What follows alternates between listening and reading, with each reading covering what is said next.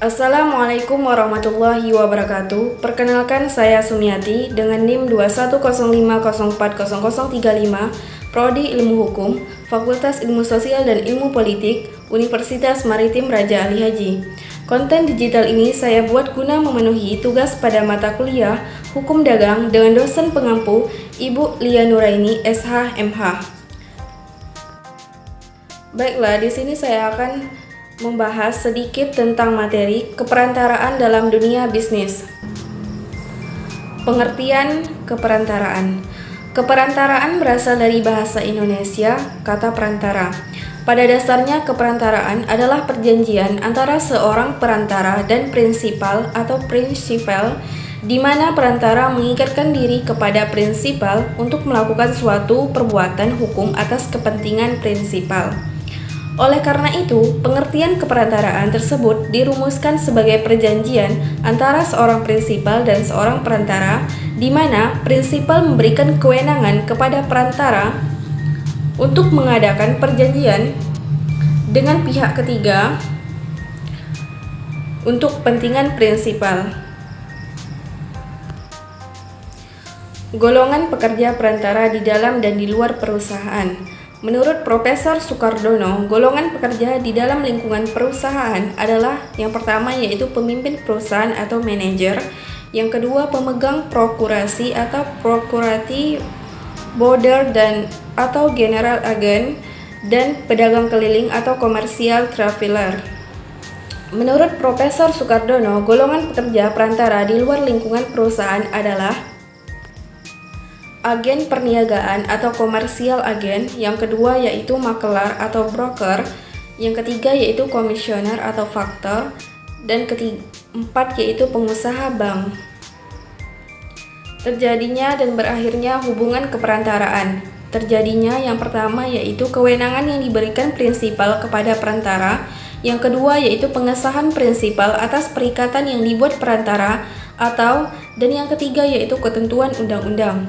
Berakhirnya, yang pertama yaitu berakhir jangka waktu yang diperjanjikan perantara, yang kedua yaitu terlaksananya tugas atau tujuan yang diperjanjikan, dan yang ketiga yaitu kehendak bersama para pihak, yang keempat yaitu kehendak salah satu pihak, dan yang kelima yaitu ketentuan undang-undang. Yang termasuk pedagang antara. Yang pertama yaitu para pedagang antara ialah mereka yang mempunyai perusahaan dengan profesi sebagai perantara. Adapun yang termasuk pedagang antara adalah yang pertama yaitu makelar, pasal 62 KUHD dagang. Yang kedua yaitu kasir, pasal 74 KUH dagang.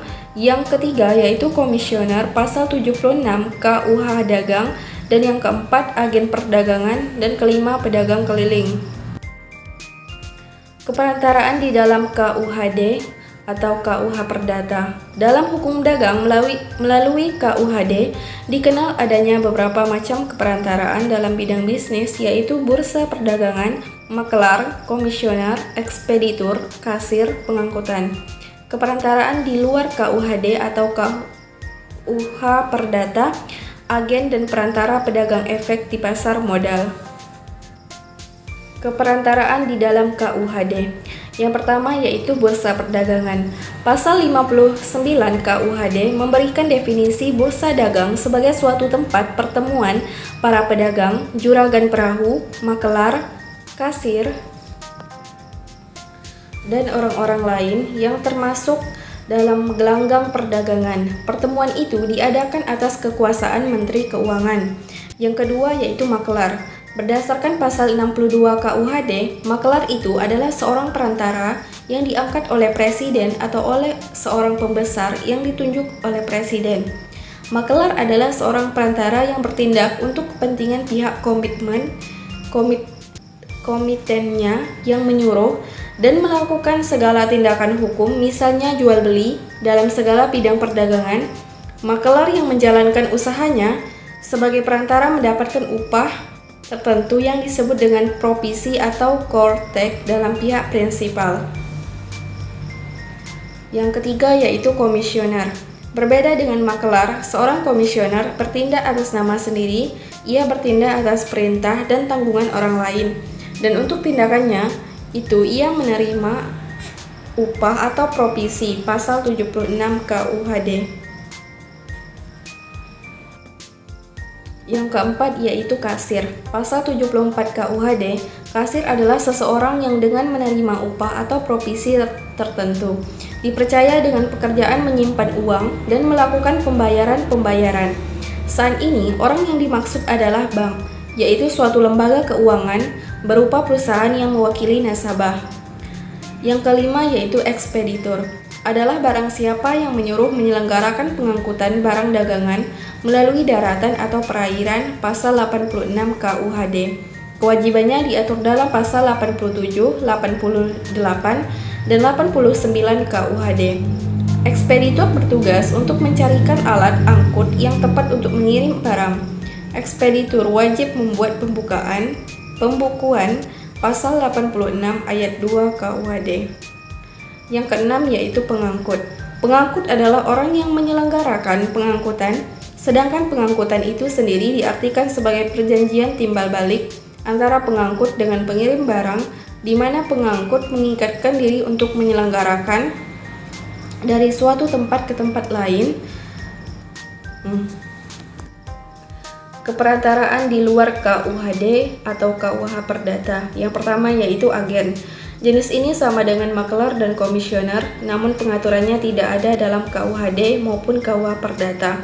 Akan tetapi, agensi saat ini sangat banyak terdiri dan diakui oleh masyarakat, sehingga dalam prakteknya memakai aturan dalam pasal 1338 KUH Perdata, pemberian kuasa pasal 1792 sampai dengan 1819 KUH Perdata, pasal 62 sampai 64 KUHD, dan kebiasaan dagang, serta keputusan Menteri Perdagangan tentang agen tunggal. Yang kedua yaitu perantara pedagang efek di pasar modal. Salah satu lembaga keperantaraan dalam bidang bisnis yang berkembang dewasa ini adalah perantara pedagang efek di pasar modal, yang biasanya disebut pialang atau broker. Pasal 1 angka 12 Undang-Undang Nomor 8 Tahun 1995 mendefinisikan perantara pedagang efek sebagai pihak yang melakukan kegiatan jual beli efek untuk kepentingan sendiri atau pihak lain.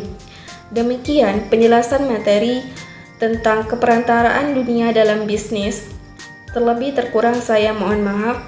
Wabillahi taufik wal hidayah. Wassalamualaikum warahmatullahi wabarakatuh.